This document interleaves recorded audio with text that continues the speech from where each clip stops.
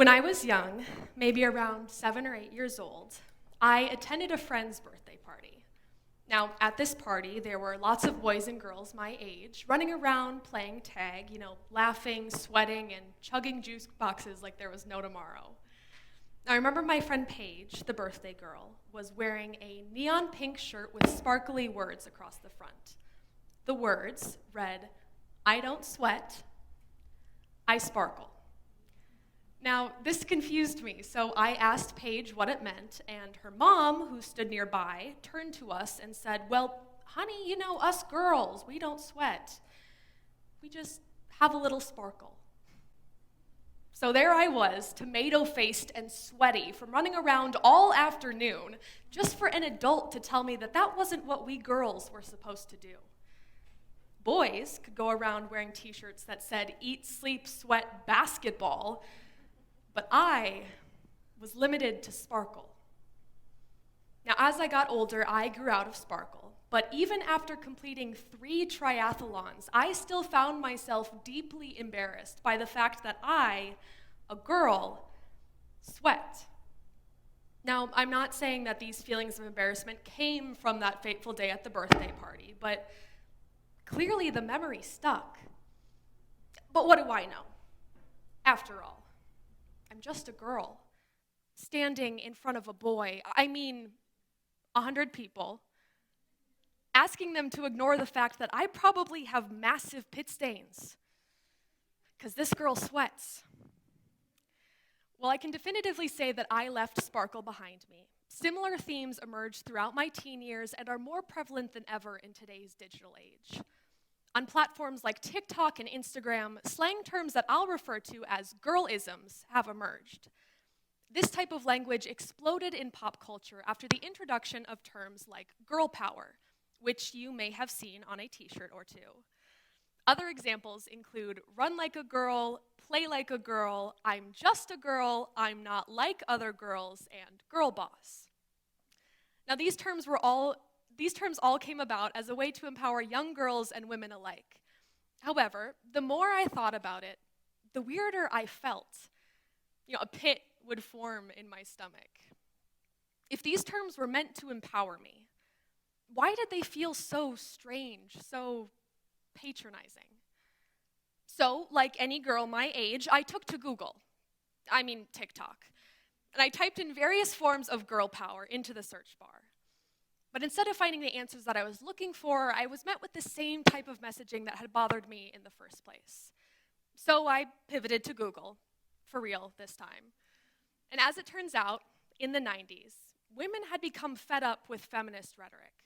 It had become too focused on women's oppression and felt largely inaccessible to the average woman. Feminist author Naomi Wolf explains that women are far more empowered by appeals to their strength, resourcefulness, and sense of responsibility, which many women might find in mass media. For example, if I were to ask all of the women in the audience to think of a female figure that inspired them as a child, it's likely that woman had something to do with pop culture. Maybe, like me, you thought of Princess Leia from Star Wars or Dorothy from The Wizard of Oz. The idea that these powerful women were just like us inspired women and girls everywhere to wield their power and change the world for the better. If only it were that easy. Instead, girl power became commercialized, and it endlessly flooded TV shows and stores.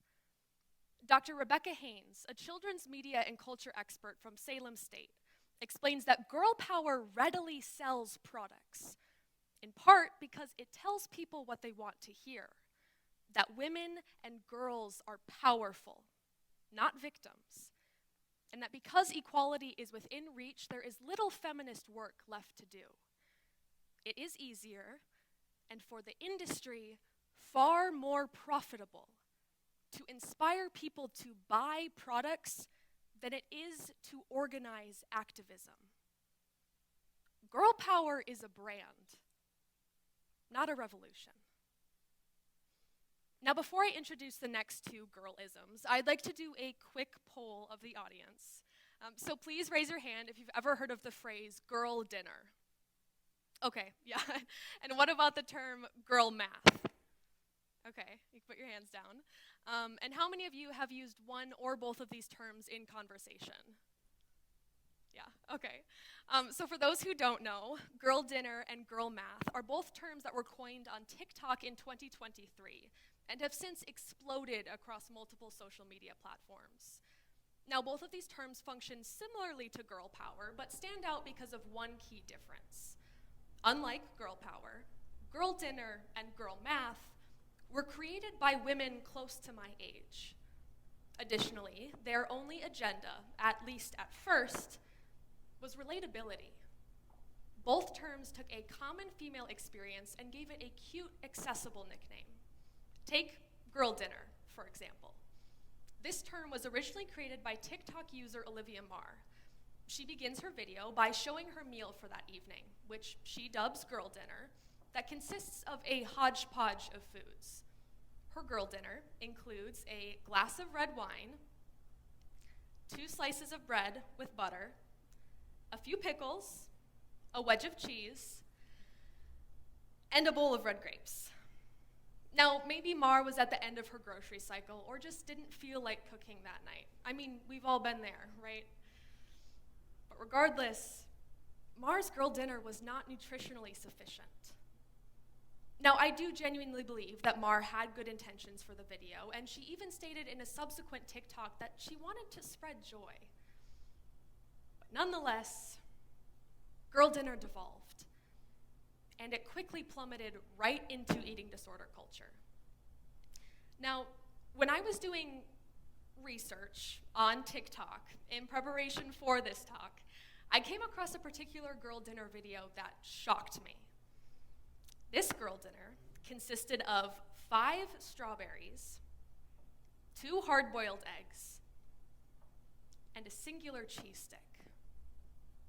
This video has over 94,000 likes and 4.5 million views.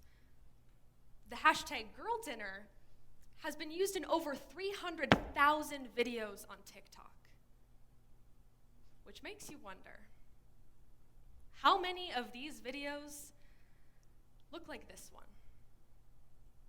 Now, I want to take a moment to pause and ask all of you in the audience to really think about how you feel looking at this image, knowing that this is someone's dinner. Maybe you feel like I felt after eating 2 crabs, 6 mussels, 10 shrimp, and a whole cob of corn. Embarrassed, confused,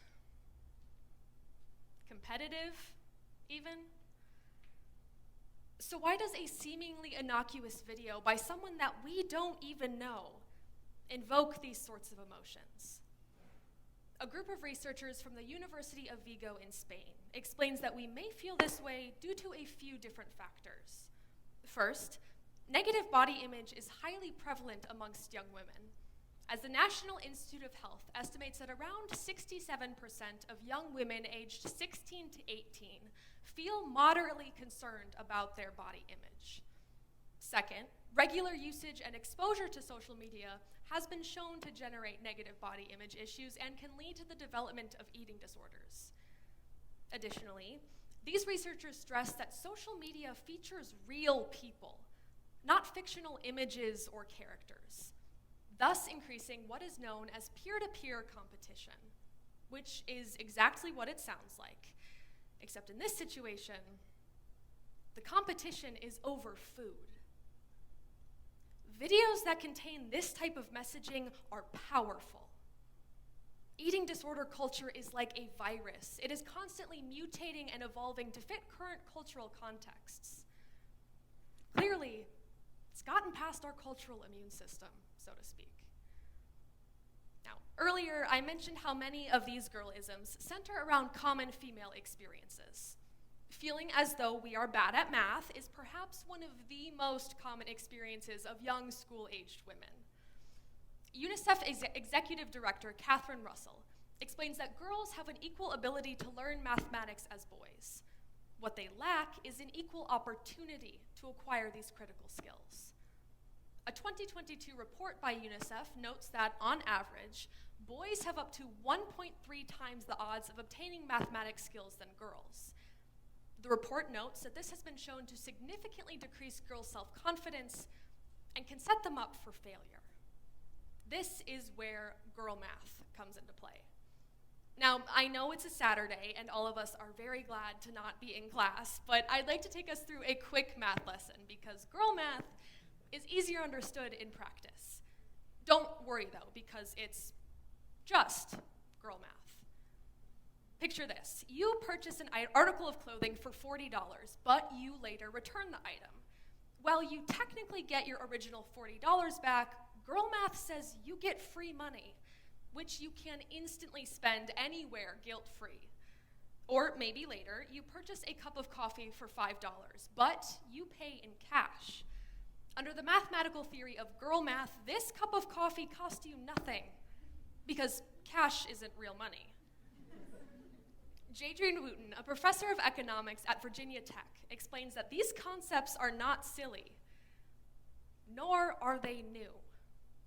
Girl math is actually a form of behavioral economics. Behavioral economics is defined as the social, emotional, and psychological factors that affect the way that we make economic decisions. So let's go back to the t-shirt example. This scenario is actually a simple twist on the concept of a sunk cost, which is defined as a previously incurred cost that cannot be recovered.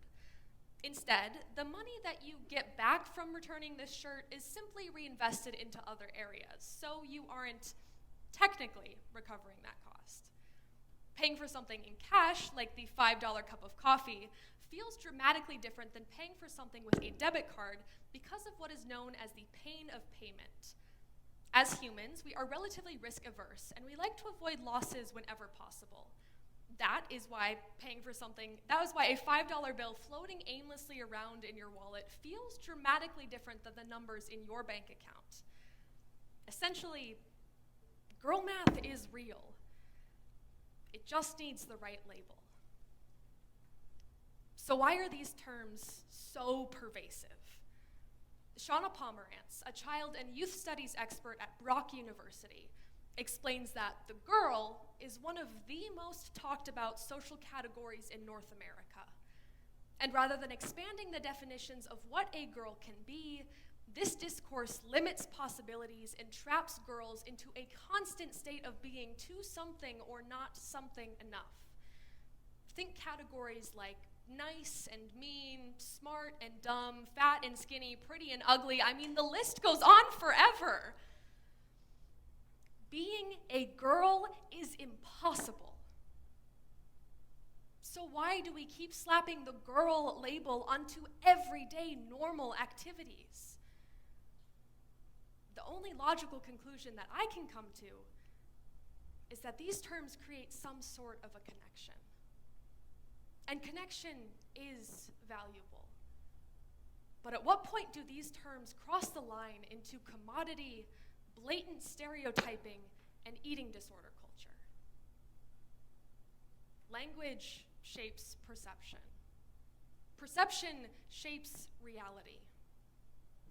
And this is the question I would like to leave you all with. What reality are we creating when we use these terms? Today just so happens to be International Women's Day, and I would like to end by sharing a message to my fellow women in the audience. You do not have to be palatable, profitable, or inspirational to deserve space in this world. You don't exist to run like a girl, eat like a girl, or spend money like a girl, because there is no one way to be a girl. We exist beyond the limits of this language. You are a person, whole, real, and enough.